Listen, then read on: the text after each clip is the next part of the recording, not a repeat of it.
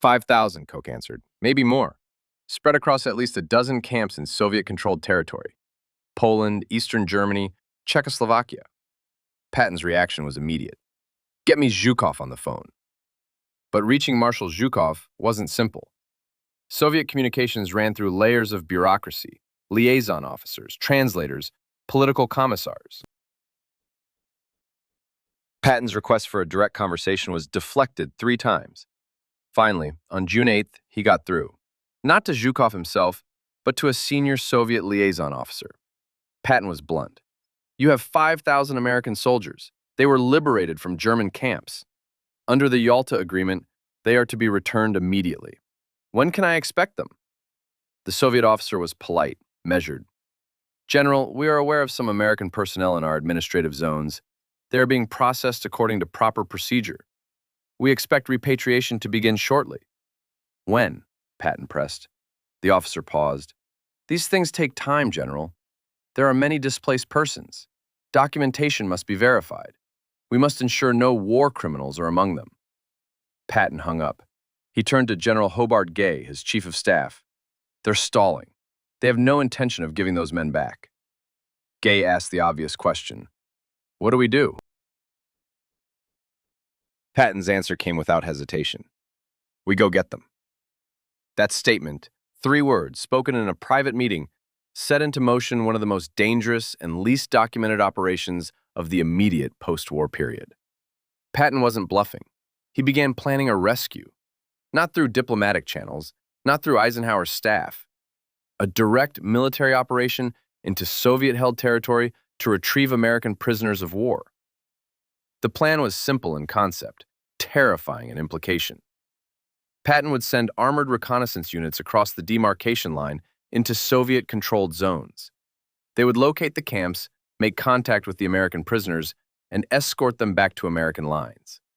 If the Soviets interfered, and this was the part that made Gay's blood run cold, Patton's forces were authorized to defend themselves. This wasn't a diplomatic protest. This was a general preparing to commit an act of war against an allied nation. Patton briefed a small circle. Koch provided intelligence on camp locations. Gay coordinated logistics. The operation would use elements of the 4th Armored Division, Patton's most trusted unit, veterans of Bastogne, the Rhine crossing, the drive across Germany. They knew how to fight. The question was whether they'd have to. Patton set a timeline, June 15th. 1 week to prepare, then they'd move. But he made one crucial decision that would ultimately determine everything. He informed Eisenhower, not asked permission, informed. The message to Supreme Headquarters was carefully worded. Patton reported that 5,000 American POWs were being detained by Soviet forces in violation of the Yalta Agreement. He reported that diplomatic efforts had failed. He reported that he intended to conduct reconnaissance operations to locate and retrieve these personnel. The word quote, _0___ was doing heavy lifting in that message. Eisenhower understood exactly what Patton meant, and his response came within hours. Our estimates put between 4,000 and 6,000 American POWs in Soviet hands right now, possibly more. Patton's jaw clenched. And they won't release them? No, sir. Multiple requests through official channels. The Soviets stall every time. Why? What's their angle? Koch paused. We're not certain. Some believe it's leverage, bargaining chips for post-war negotiations. Others suspect Stalin simply doesn't trust us, doesn't want American soldiers witnessing what's unfolding inside Soviet territory. Patton rose from his chair, crossed to the map on his wall.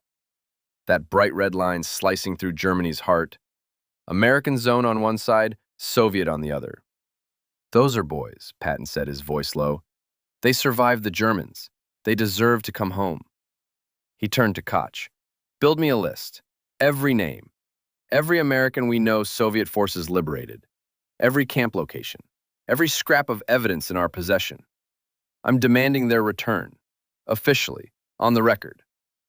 Koch assembled the documentation. It took a full week. The scope was staggering. Names, ranks, serial numbers, units, German camp locations, liberation dates, testimonies from prisoners who'd escaped. 5,217 Americans, documented, verified, missing.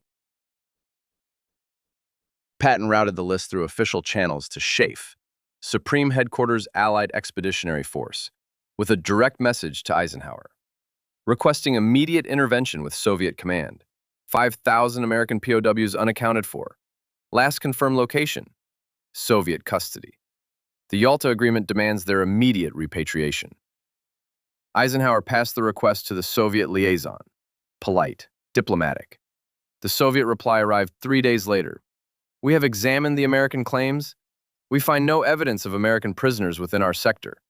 All liberated personnel have been processed and returned to the appropriate Allied authorities.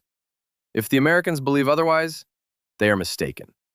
Patton read the response, read it a second time, then hurled it across his office. They're lying. We have names. We have eyewitnesses. And they're telling us these men don't exist. His chief of staff, General Hobart Gay, tried to steady him. Sir, this is diplomatic now. SHAEF will manage it. SHAEF will negotiate. And while they negotiate, our boys rot in Soviet camps, wondering why nobody's coming. Patton paced, thinking, calculating. His orders were clear: don't provoke the Soviets. The alliance was brittle. The war against Japan still raged. American-Soviet cooperation remained strategically critical. But 5,000 Americans sat in captivity, again, under different guards. Patton made his decision. Get me Colonel Waters. Lieutenant Colonel John K. Waters, Patton's own son-in-law, recently freed from a German POW camp himself. Waters knew captivity from the inside. The waiting, the silence, the gnawing question of whether anyone remembered you existed. Waters arrived within the hour. John, I need something done, unofficially. Waters listened as Patton laid out the situation. The Soviet denial, the diplomatic dead end. I need eyes on those camps. Are our men really there? What shape are they in? Why are the Soviets keeping them? You're asking me to cross into Soviet territory. I'm asking you to get close enough to confirm. We have locations from escaped prisoners. I need proof, something concrete, something I can use to break this open. Waters understood. No official order stood behind this. It was personal. He pulled together a small team, intelligence officers, Russian speakers, men trained to move quietly and blend in. They crossed into Soviet-controlled Poland on June 18th. Civilian clothes, no insignia, no identification, just maps, coordinates, and a mission. 3 days in, they located the first camp, exactly as Shaw had described it. A former German facility, repurposed under new management. Soviet guards posted at the gate. Inside, Americans, hundreds of them. Wearing whatever they'd been given, American uniforms, German cast-offs, mismatched pieces, but unmistakably American. Waters watched through binoculars. He recorded everything. Photographs from a distance, head counts of visible prisoners,